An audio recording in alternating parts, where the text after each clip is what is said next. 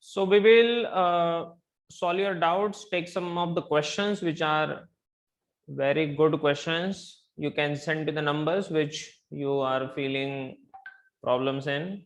Okay. Yes. Okay. So that I will be able to, you can see each other's doubt numbers so that, yes, beta, yes. Let's start. यहाँ पर बेटे work done in bringing 20 coulomb बोला है charge, कहां से कहां तक, point A से लेकर पॉइंट बी डिस्टेंस दिया है। तो ऐसा मान लेते हैं चलो कि यहाँ पर ये है पॉइंट ए, ये है पॉइंट बी, ए से लेकर बी जाने में 20 क्यू है 20 कूलम, और डिस्टेंस दिया है दोनों के बीच का, डिस्टेंस कितना है 0.2 मीटर, और वर्क डन दिया है 2 जूल। आपको पूछा है बेटे potential difference between the two points, potential difference is work done per unit charge. ठीक है, तो वर्क डन है 2 जूल, पर यूनिट चार्ज है 20, which is 1/10, which is 0.1। Is it simple, है ना?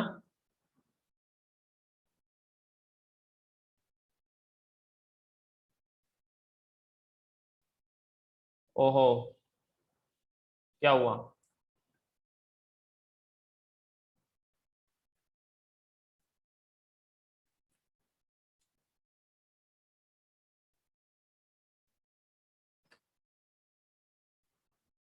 This is not JE 5th.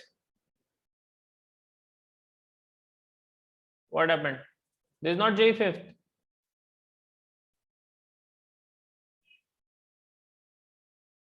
So send me that question paper.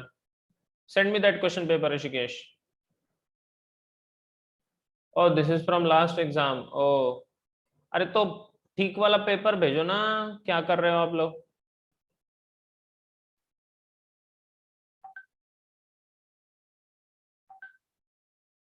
कुछ भी करते हैं लोग।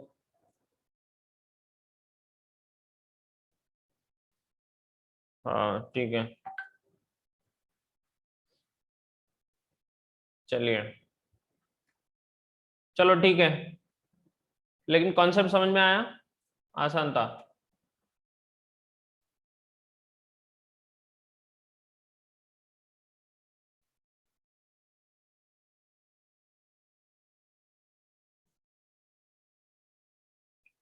कोई बात नहीं, कोई बात नहीं, no problem.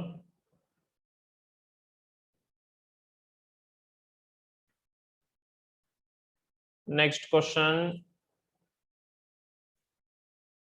the electric charge in uniform motion produces electric field only, magnetic field only, both electric and magnetic, electric and क्या लिखा है, वो गलती कर दिया टाइपिंग में। सो बेटा electric charge in uniform motion produces, तो ये एक नया चीज सीख लो यहाँ पर। अब ये क्वेश्चन एक्चुअली अभी नहीं आना चाहिए, ठीक है, लेकिन फिर भी this is electric charge Q, it can be either positive or negative, any of the charge, positive charge रहने दो या निगेटिव चार्ज रहने दो, कोई भी चार्ज रहने दो, ठीक है। Any electric charge it must have electric field, right? Whether it is in motion or whether it is not in motion, it has to have electric field, इसके पास इलेक्ट्रिक फील्ड हमेशा हमेशा होनी चाहिए, ठीक है। इलेक्ट्रिक फील्ड इसके पास होगी, whether it is at rest और it is in motion, always there has to be electric field associated with this charge, है ना। जब ये यूनिफॉर्म मोशन में आता है, यही चार्ज जब यूनिफॉर्म मोशन करता है प्यारे बच्चों, सो यूनिफॉर्म मोशन का मतलब होता है कि इसका वेलोसिटी कांस्टेंट है और इसका एक्सेलरेशन 0 है। इस टाइम पे इलेक्ट्रिक फील्ड इसके पास है, इसके पास इलेक्ट्रिक फील्ड है ना, मोशन में है। लेकिन ये देखा गया कि जब चार्ज मोशन में यूनिफॉर्म मोशन नहीं करता, when it is accelerated, when it is accelerated charge, so whenever there is a charge which is accelerated, it was found that it possesses electric field as well as magnetic field, ठीक है। सो जब ये accelerated charge होता है उस time पे वो electric field भी प्रोड्यूस करता है और मैग्नेटिक फील्ड भी प्रोड्यूस करता है। समझ में आया? तो ये नया इंफॉर्मेशन लिख लो, काम में आएगा आगे। तो इस क्वेश्चन में there is uniform motion and therefore it will have only electric field, it won't have any magnetic field, okay। तो आपको फंसाने के लिए दिया था, लेकिन एक एक्स्ट्रा इंफॉर्मेशन मैंने बता दिया आपको कि एक्सेलरेटेड जब ये होगा तो उसको मैग्नेटिक फील्ड भी रहेगी, और मैग्नेटिक फील्ड को हम आगे पढ़ने वाले हैं। समझ में आया? ये सी जो ऑप्शन है वो बोथ है, both electric and magnetic both, ठीक है। सी का मतलब बोथ है और डी का मतलब neither this nor that, neither nor है ये, ठीक है। चलो समझ में आया, आगे बढ़े। Great, next. Okay great, let's go to NEET question number 9।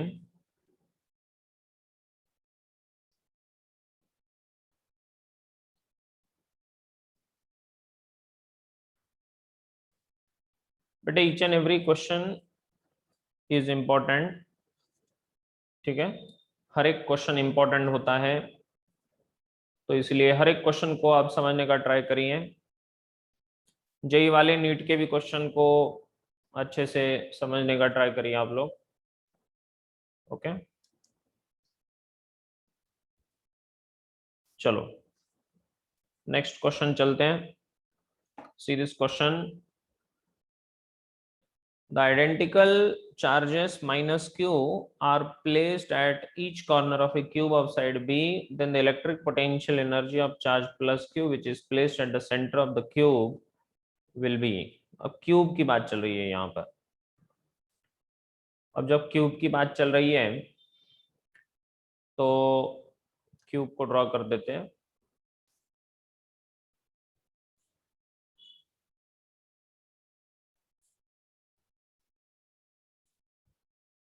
ठीक है,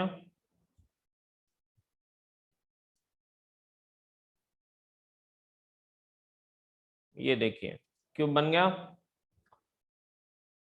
identical charges minus Q are placed at the each corner of the cube. तो minus Q minus Q minus Q minus Q कितने होंगे बेटे? कौन बोलेगा कितने charges होंगे? 8 होंगे, है ना? यस और no? 8 of a cube of side B, इसका साइड कितना है? बी, ठीक है, side is B.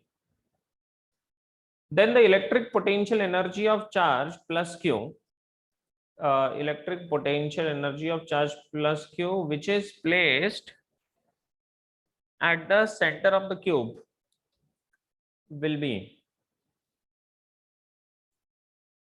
Electric potential energy of charge नहीं होता, ये सिस्टम होता है ना।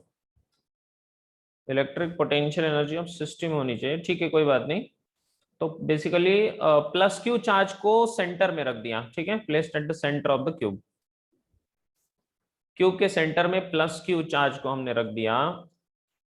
अब आपको पूछा है which is placed at the centre of the cube, तो इलेक्ट्रिक पोटेंशियल एनर्जी कितनी होगी सिस्टम की। क्वेश्चन समझ में आया? ओके। अब पोटेंशियल एनर्जी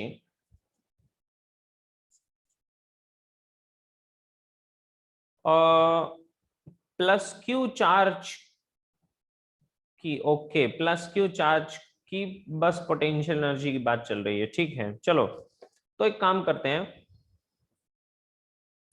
प्लस क्यू जो है, तो प्लस क्यू को इसके कॉर्नर के जितने भी चार्जेस है वो सारे चार्जेस का पोटेंशियल एनर्जी ढूंढ लेते हैं। So potential energy at central charge, इस सेंट्रल चार्ज प्लस क्यू के लिए कितना पोटेंशियल एनर्जी है, अगर ये ढूंढना है तो एक काम करा देता हूं मैं। हर एक चार्ज माइनस क्यू इससे सेम डिस्टेंस पे होगा, यस और नो। तो मैं बोल दूंगा कि 8 times into potential energy of plus Q with minus Q, 8 times, है ना। या फिर पोटेंशियल इनटू चार्ज ऐसा भी कर सकते हो आप। तो मैं एक बोल देता हूं यहां पर 8 टाइम्स इसका पोटेंशियल एनर्जी जो होगा, तो वो होगा 1/4πε0 Q into minus Q divide by distance R consider करना होगा हमें, ठीक है। यहां से किसी भी एक वर्टेक्स का हमें डिस्टेंस ढूंढना है, तो ये डिस्टेंस ढूंढना है ऐसा मान लेते हैं, ठीक है। तो ये डिस्टेंस को आर मान लेते हैं, और जब आर आपके पास आ जाएगा तो आपका आंसर आ जाएगा आसानी से। नहीं समझे? ठीक है, तो चलो पहले आर को ढूंढते हैं। अब ये आर को ढूंढने के लिए क्या करें, तो अब देखो, अब आर को ढूंढने के लिए यहां से नीचे एक डायगोनल जो है, ये डायगोनल को जोड़ रहा हूं मैं, और यहां से नीचे डायगोनल के ऊपर एक परपेंडिकुलर डाल दिया, ताकि मैं इस आर को ढूंढ सकूं। समझ में आ रहा है सबके? मैंने क्या किया, समझ में आया बेटा? आर ये डिस्टेंस है आर, तो इस आर को ढूंढने के लिए मैंने क्या किया, ये नीचे डायगोनल बनाया। इसको अगर मैं नाम दे दूं ए बी सी और ये डी, तो ए बी सी जो ट्रायंगल है, तो उसका ए सी साइड देखो वो डायगोनल है नीचे वाले फेस का। तो वो नीचे वाले फेस का जो ए सी होगा, तो ये है बी, ये साइड है बी, और ये दोनों आपस में परपेंडिकुलर है।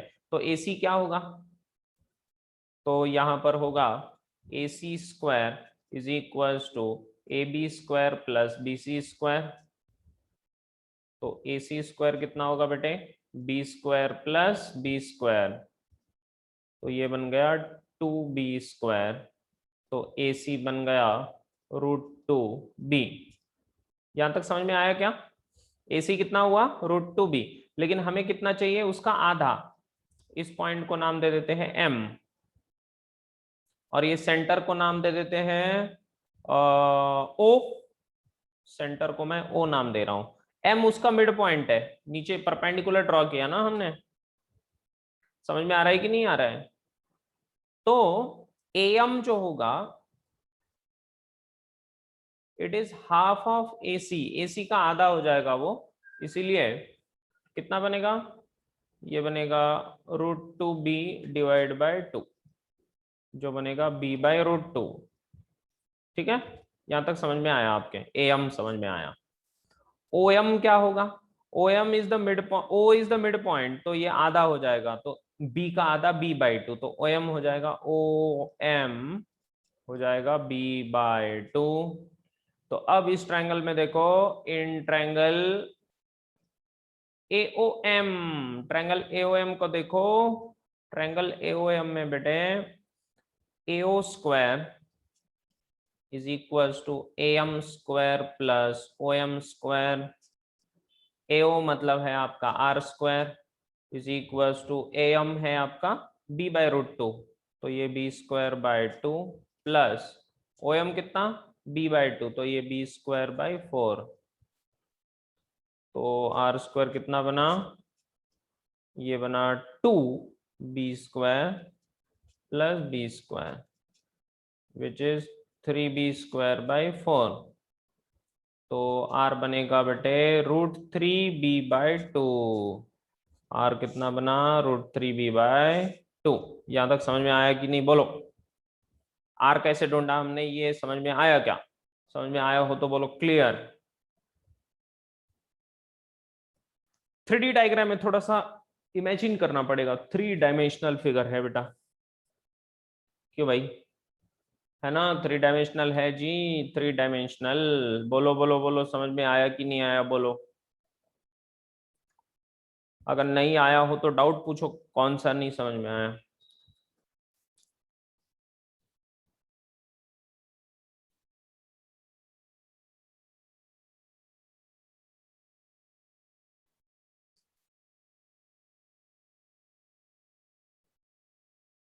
फिर से समझाऊं? ये क्यूब का सेंटर है, तो इस वर्टेक्स से लेकर क्यूब के सेंटर तक का जो डिस्टेंस है वो R है, जिसको हमें ढूंढना है। ठीक है, तो मैंने क्या किया, O से लेकर नीचे डायगोनल पे, कौन से डायगोनल? उसका नीचे वाला जो फेस है, उसका जो बेस है, इस क्यूब का जो बेस है, उस बेस को ये जाने वाला एक कॉर्नर से लेकर अपोजिट कॉर्नर तक जाने वाला ये डायगोनल मैंने ड्रॉ कर दिया। ठीक है जी।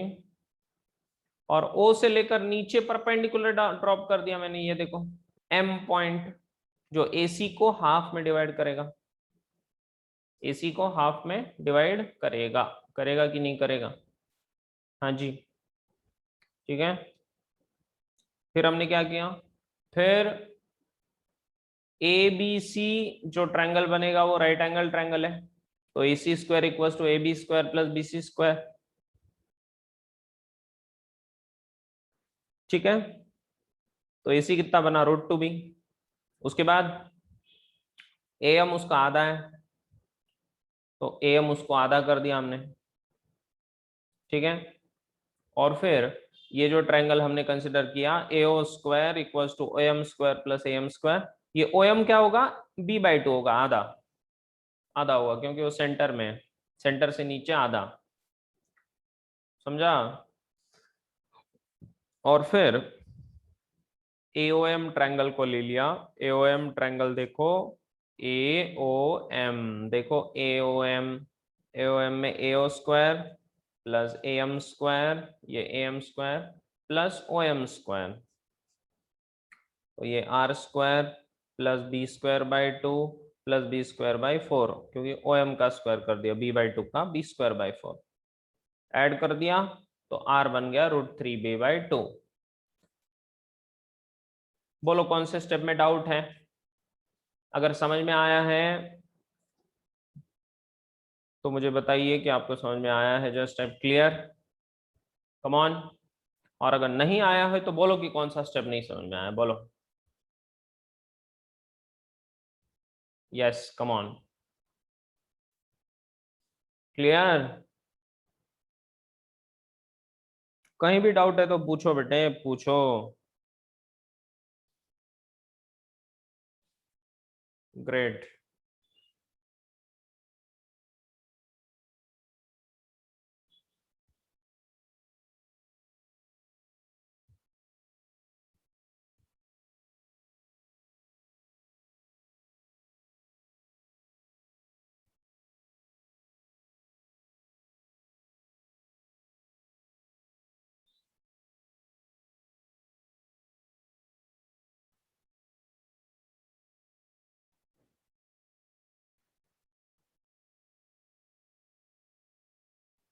लिख लिया क्या?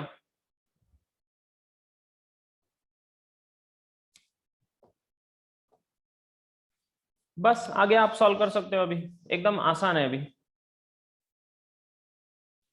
तो अभी क्या करना है आपको? This is 4 to the 8, so -2q² pi epsilon not r। तो ये -2q² divide by pi epsilon not, r की जगह पर लिख रहा हूं मैं √3b/2। तो ये बनने वाला है -4b² divide by √3 pi epsilon not b। ठीक है बेटा, कौन सा ऑप्शन नहीं है? Option number D. समझा क्या?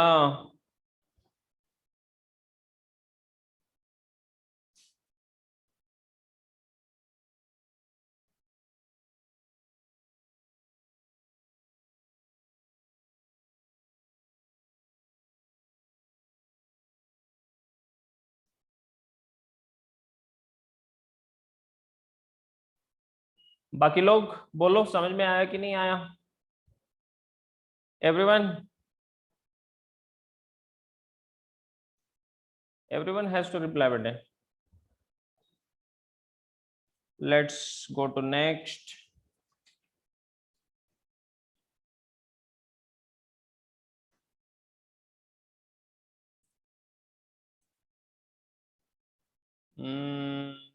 Let's go to this one, 7th one from here.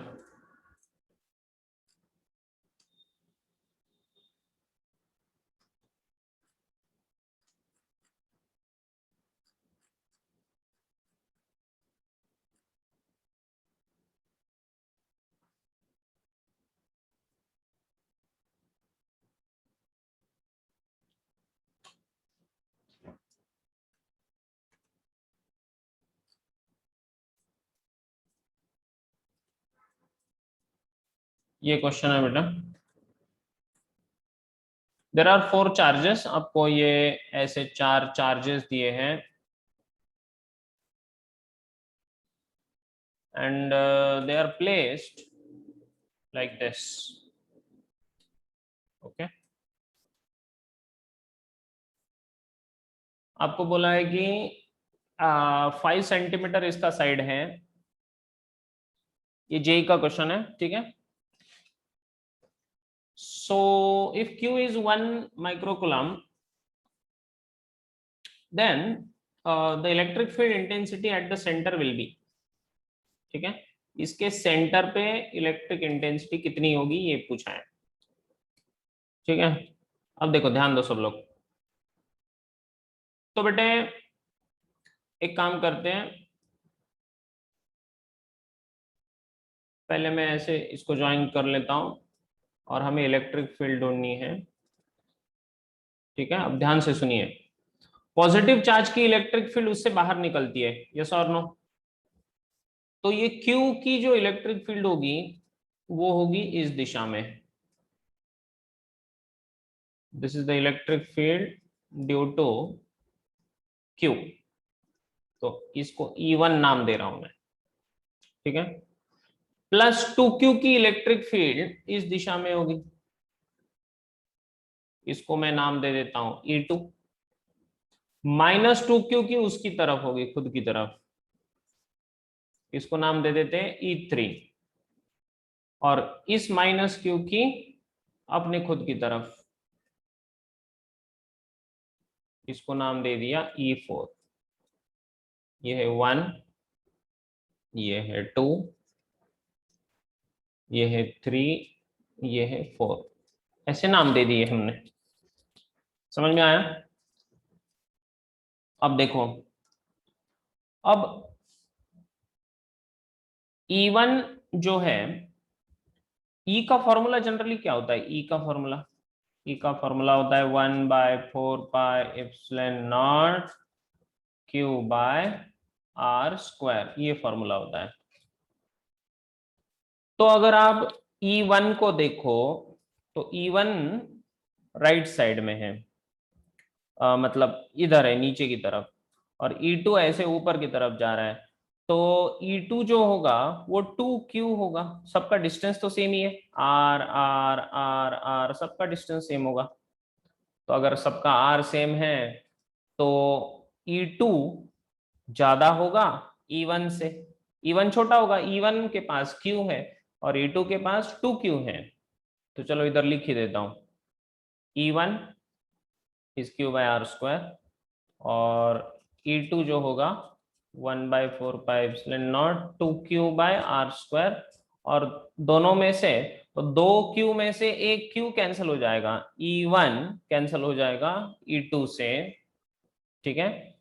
तो इन दोनों के बीच में जो नेट बनेगा, तो इसको E12 ऐसे नाम दे देते हैं। तो वो होगा 1/4πε0 ये 2Q by R square minus Q by R square. तो ये बना 1/4πε0 Q बाय आर स्क्वायर, ये बना 1 और 2 का रिजल्टेंट। उसी तरह से अगर आप 3 और 4 को देखो, तो 3 और 4 में कौन स्ट्रांग है? 3 स्ट्रांग है 4 से, 3 4 है स्ट्रांग से, मतलब आई एम सॉरी, 3 स्ट्रांग है as compare to 4। So E34 जो होगा वो कौन सी दिशा में होगा? ऊपर की दिशा में होगा। तो इसमें से 2 है, 2 में से एक गया, तो कितने बचेंगे बेटे? एक बचेगा। तो ये हो जाएगा 1/4πε0 Q बाय आर स्क्वायर, कौन सी दिशा में? ऊपर की दिशा में। तो अब यहाँ पर बस 2 ही वेक्टर्स रह गए। एक वेक्टर रह गया ऊपर की तरफ, ये वाला, वो है E12, और दूसरा वेक्टर रह गया इधर जो है E34। और ये दोनों सेम ही है क्या? हाँ, दोनों का मैग्नीट्यूड सेम ही है। ये देखो, इसका मैग्नीट्यूड और इसका मैग्नीट्यूड, दोनों के दोनों मैग्नीट्यूड सेम ही है ना, दोनों सेम है बेटे। और दोनों के बीच में एंगल कितना होगा? 90 डिग्री होगा, यस और नो? क्योंकि ये स्क्वायर है, राइट? क्लियर? Very good. तो इन दोनों का ये, इसको E मान लेते हैं, इसको भी E ही मान लेते हैं मैग्नीट्यूड वाइज। तो अगर ये दोनों है तो इनका ई नेट क्या बनने वाला है? तो ये ई नेट बनने वाला है √of E square plus E square, जो बनेगा 2E square which is √2E। और E कितना है? √2 into 1/4πε0 Q by R square. चलो अब वैल्यूज पुट अप करते हैं। ये √2, ठीक है, और ये कितना होगा? 9 इंटू 10⁻⁹। और Q कितना है? Q दिया है देखो 1 माइक्रोकुलम, तो ये 1 into 10⁻⁻6 divide by R square. अब ये R कितना होगा? तो इसका साइड दिया है 5 सेंटीमीटर, ये 5 सेंटीमीटर, ठीक है, और ये 90 डिग्री, ये, तो ये भी R ये भी R, तो R square plus R square equals to 5 square. देखो ना, R square plus R square is equals to 5 का स्क्वायर। तो ये 2R स्क्वायर इक्वल्स टू 25। तो R square is equals to 25/2। तो R इज इक्वल्स टू 5/√2। समझा? तो ये अच्छा R स्क्वायर ही चाहिए, तो 25/2, 25/2, ये 2 ऊपर चला आएगा, तो ये बनेगा 2√2 इंटू 9 इंटू 10⁻⁹ कितना? 10⁻3 डिवाइड बाय 25। थोड़ा सा कैलकुलेट करो बेटे सब लोग। समझ में आ रहा है कि नहीं आ रहा है? बोलो, क्या है, समझ में आ रहा है सबके? हाँ आसान है। ये 18 इंटू 1.41 डिवाइड बाय 25, ठीक है, इंटू 10⁻³ ऐसे करना होगा। हाँ, सेंटीमीटर को मीटर में कन्वर्ट भी करना होगा, सही बात है, बिल्कुल सही है। तो ये इंटू, इसका r² था तो 10⁻⁻⁴ होगा, -4 ऊपर चला आएगा तो +4 हो जाएगा। हाँ सही बात है। यस बेटे, क्लियर। चलो इसको कर लो जरा फटाफट। अप्रोक्सीमेटली कितना आता है देखो।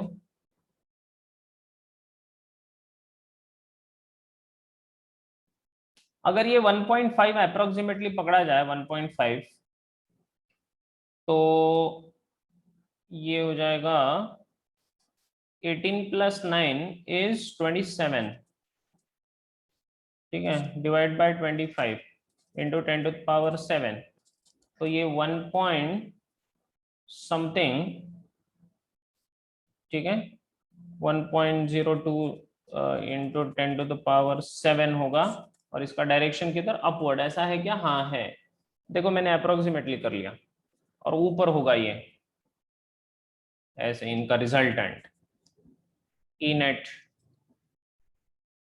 E net, this is E net upward. तो सही बात है, अपवर्ड, बिल्कुल सही है। बोलो समझा कि नहीं समझा, कहां पर डाउट है बोलो। समझ में आ रहा है?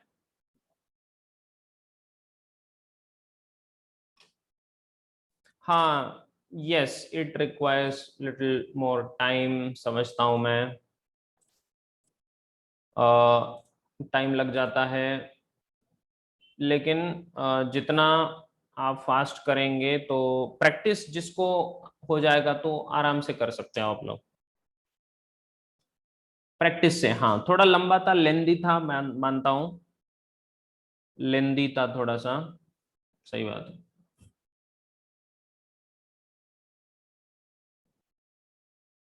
लेकिन ये आपको मैं पूरा समझा रहा हूँ, अच्छे से लिख रहा हूँ, इसलिए टाइम लगता है, नहीं तो अगर रफली करना हो तो फटाफट करके आगे बढ़ सकते हैं।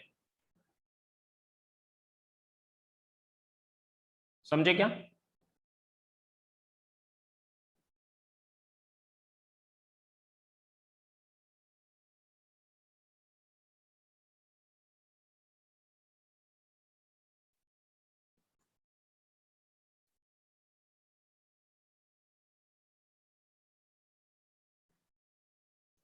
आगे बढ़ो।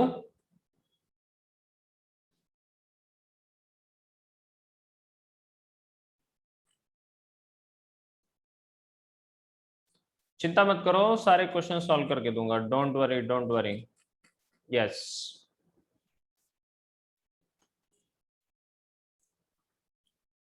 So I hope this was understandable. Let's go next. Uh,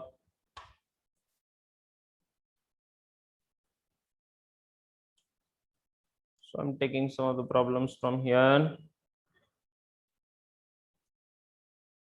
Okay.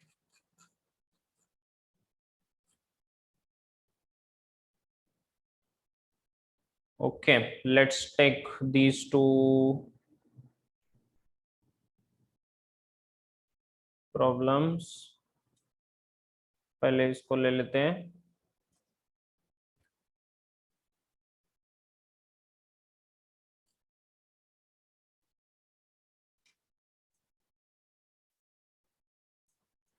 Two plates are at potentials -10 and +30 volt. If the separation between the plates be 2 centimeter, the electric field between them is. ये शायद कर सकते हो ना आप लोग?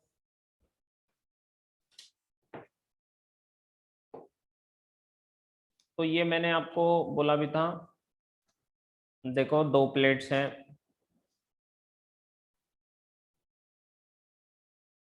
ऐसे plates है दो, ठीक है बेटा। और this is at -10 volt, this is at +30 volt. Separation between them is 2 centimeter. तो electric field between them is, इनके बीच में इलेक्ट्रिक फील्ड कितना होगा ये पूछा है। तो हमें पता है कि इलेक्ट्रिक फील्ड इज -dV/dx। तो इसका मतलब इलेक्ट्रिक फील्ड कहां से लेकर कहां तक रहेगी, पॉजिटिव से लेकर निगेटिव तक, हायर पोटेंशियल से निगेटिव लोअर पोटेंशियल तक इलेक्ट्रिक फील्ड जाती है। ठीक है, तो यहां पर अगर देखा जाए तो ये होगा चेंज इन पोटेंशियल, तो ये हो जाएगा 30 minus of -10 divide by 2 into 10⁻⁻² centimetre में, ये बन जाएगा 40 divide by 2 into 10⁻⁻² 20 into 10⁻², which is 2000। समझ में आया? Is it clear? तो दोनों का पोटेंशियल डिफरेंस लेना है आपको। आप बोलोगे सर ये माइनस कहाँ गया, माइनस इंडिकेट करता है उसका direction, minus shows direction, minus shows direction, उल्टी दिशा में। समझा? इस तरह से। ठीक है, नेक्स्ट क्वेश्चन।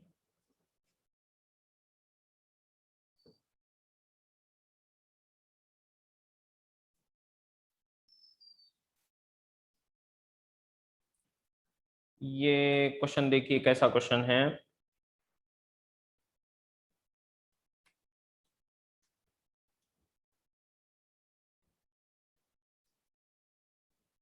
यहां पर बेटे आपको दिया है table tennis ball which has been covered with a conducting paint is suspended by a silk thread so that it hang between two plates होगा वो, out of which one is earth and other is connected to a high voltage generator. This ball, इसके options मैं आपको दिखाता हूँ।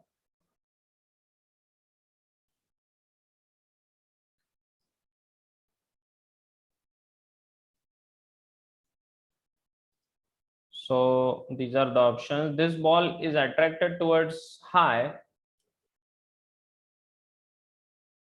their voltage plates and stays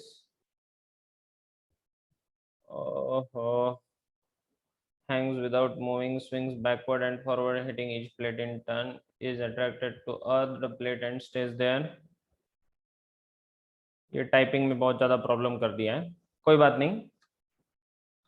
तो देखिए, तो एक टेनिस बॉल है, टेबल टेनिस, ठीक है,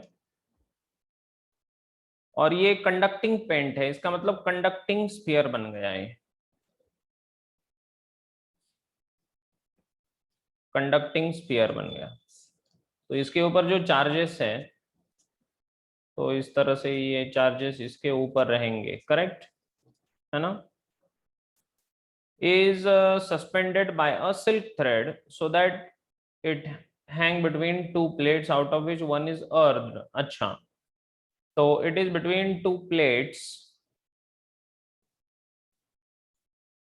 प्लेट्स या प्लेन से पता नहीं, जो भी है एक ही चीज है, ठीक है, out of which one is earth, एक को हमने अर्थ कर दिया, ठीक है। अर्थिंग का मैंने मतलब आपको समझाया था, अर्थिंग का मतलब होता है पोटेंशियल इक्वल्स टू 0, ठीक है, अर्थिंग का मतलब होता है potential equals to 0, okay, out of which one is earthed and other is connected to a high voltage generator. तो इसके पास हाई वोल्टेज जनरेटर है, ठीक है। चलो तो इसका मतलब इसके ऊपर चार्जेस रहेंगे, ठीक है। अब बोला है this ball is attracted towards high there voltage plates and stage hangs without moving. ये थोड़ा सा यहाँ पर गड़बड़ कर दिया है। hang without moving. The swing backward and forward hitting each plate in turn is attracted to the plate and stays there. तो इसमें एक्चुअली क्या होगा ये देखिए, ये ऐसा हैंग्ड है, ठीक है। और अब क्या हुआ कि ये कंडक्टिंग था, इसके ऊपर हमने पहले चार्ज नहीं दिया था। Initially there was no charge on this, ठीक है। ये कोई भी चार्ज इसके ऊपर इनिशियली नहीं था, चार्ज इसके ऊपर बाद में आया, इंड्यूस हो जाएगा चार्ज, ठीक है। तो अगर मान लो कि ये पॉजिटिव है तो ये प्लेट के ऊपर नेगेटिव चार्ज आएगा, और ये पॉजिटिव की जगह इधर भी नेगेटिव आएगा, ये भी नेगेटिव ही होगा, ठीक है। यहाँ पर हर जगह नेगेटिव चार्ज आएगा और यहाँ पर पॉजिटिव, ठीक है। और ये हल्का सा अट्रैक्ट हो जाएगा एक की तरफ, और फिर से ये अट्रैक्ट हो जाएगा दूसरे प्लेट की तरफ। समझ में आया? इसका स्विंग समझ में आ रहा है सबके? ठीक है।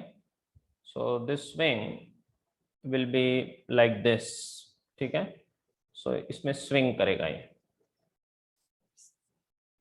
Is it clear?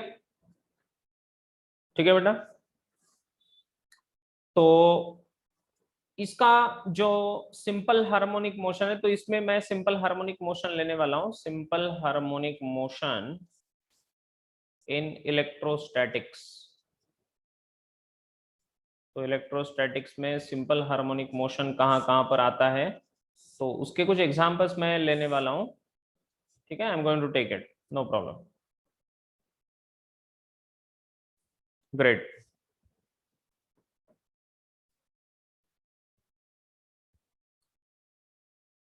So I think we couldn't cover much today. आज बहुत ज्यादा हम कवर नहीं कर पाए, लेकिन मैं डेडिकेटेड एक लेक्चर लेके नीट का फिनिश कर दूंगा in afternoon. In afternoon I will finish it, okay. All right. And L3 का लेक्चर मुझे लेना है, तो उसके लिए भी एक सुटेबल टाइम फिक्स करना होगा हमें।